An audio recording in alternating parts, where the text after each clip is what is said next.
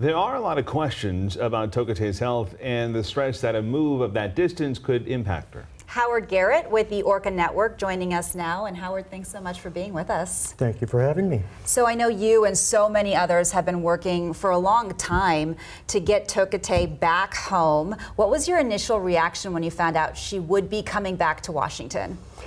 Well, I was elated, but I've been increasingly elated for almost 2 years when the first unbelievable, unpredictable developments started to happen that are now beginning to show us that, yeah, she's coming home soon. Well, walk us through what you know about the plan to bring her home. Well, it's actually the transport home is routine. It's done by professional protocols. It's been done hundreds of times. There's no significant or predictable risk involved. She gets into a stretcher, a comfy, custom-made fleece-lined stretcher, and she's lowered into a container that is half full of water. So her weight is in the water, not the stretcher.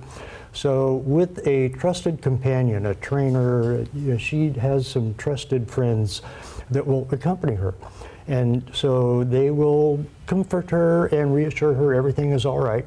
And she'll fly across the country to the Bellingham International Airport and then reverse the process, and that container goes onto a flatbed truck, driven onto a barge, and that is towed out to the site.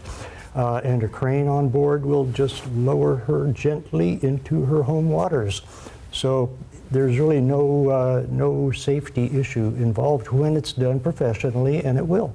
And obviously you're describing a process that's complex, but every precaution is being taken. There are questions, though, about her survivability in terms of how much stress this is going to put on her moving from Miami to Washington waters. Are you concerned about that?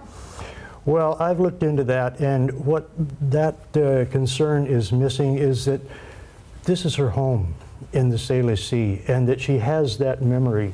There's really no question about it, because she is still using the calls, and I think increasingly she is calling out in the calls the vocalization signals that she learned before capture that are unique to her family. Wow, that she learned here. That she learned here Wow. before she was taken. They're very precocious at birth, and so she was maybe 4 years old. She was conversing with her family for 3 of those 4 years probably. So she's calling out to them, and that indicates that she has that memory intact. It doesn't go away. Wow, that's amazing. Yeah. So once she's back here and she's in her seat pen, there's going to be a need for security. Can you talk about why that security would be so important?